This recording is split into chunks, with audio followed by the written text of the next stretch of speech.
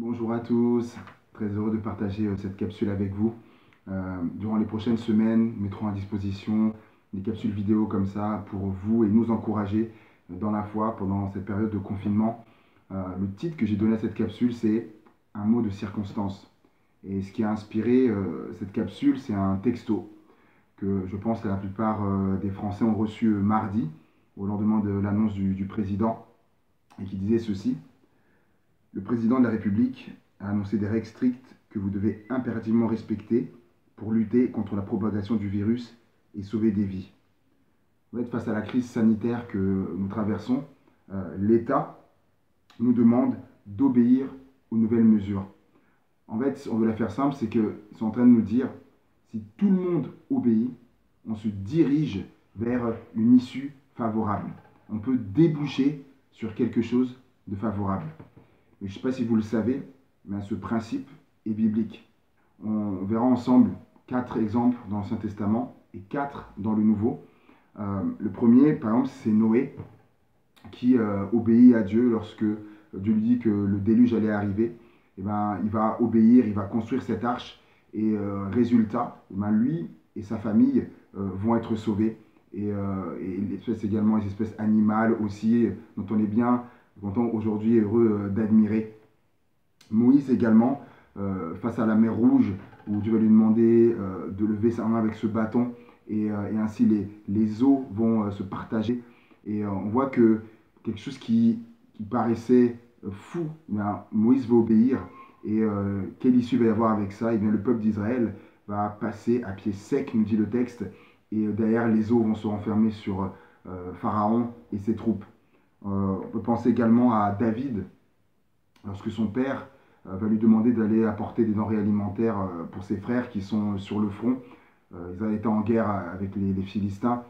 David, malgré qu'il avait été loin, et ça c'est aussi tout un enseignement, et ben, il savait qu'il serait le futur roi, mais malgré ça, et ben, il va obéir à son père. Et du coup, qu'est-ce qui va se passer de ce fait? C'est qu'en arrivant là-bas, il va voir Goliath, il va entendre le défi qui est lancé, il va avoir les troupes qui sont apeurées, et il va décider de relever le défi, et on connaît la fin, il va vaincre Goliath. Je pense aussi à Naaman, le Syrien qui sera atteint de la lèpre, et quand le prophète Élisée lui dira, pour guérir, va te plonger 7 fois dans le Jourdain.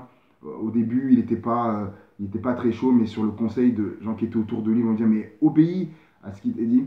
Et ben, il va le faire, il va obéir, il va mettre un peu son ego de côté, il va obéir. Et ben, qu'est-ce qui va se passer?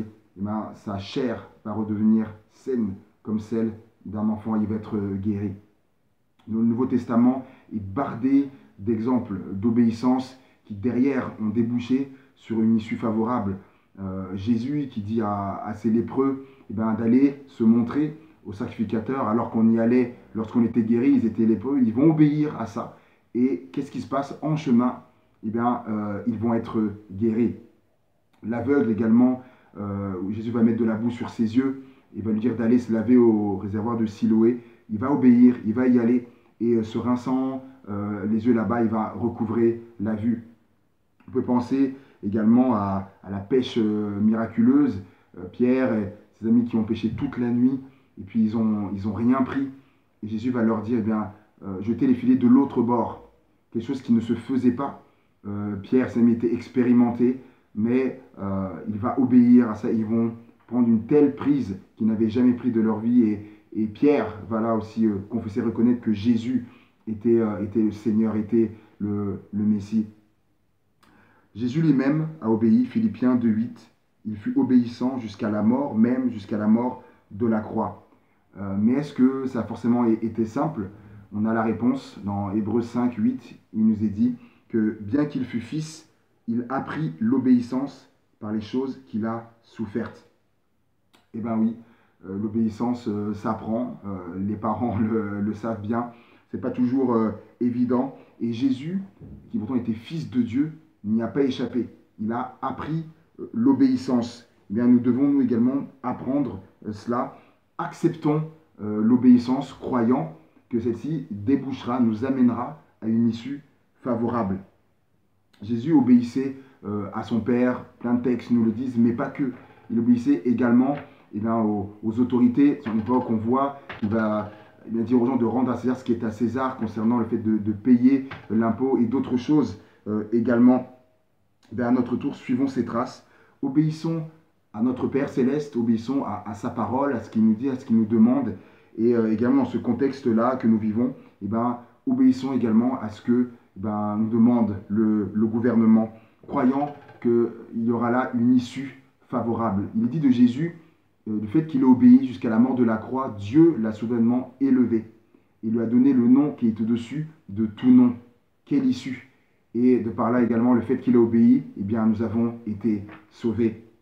Rappelons-nous toujours que l'obéissance vaut mieux que les sacrifices et l'observation de sa parole vaut mieux que la graisse des béliers. 1 Samuel 15, versets 22 et 23. Pour Dieu, ce qui compte, là, ce n'est pas tout ce qu'on va faire, tout ce qu'on va lui apporter. Ce qui compte le plus pour Dieu, c'est l'obéissance. Alors, encourageons-nous avec ça, croyons que derrière, il y aura une issue favorable. Alors, à bientôt pour une prochaine vidéo. Que Dieu vous bénisse.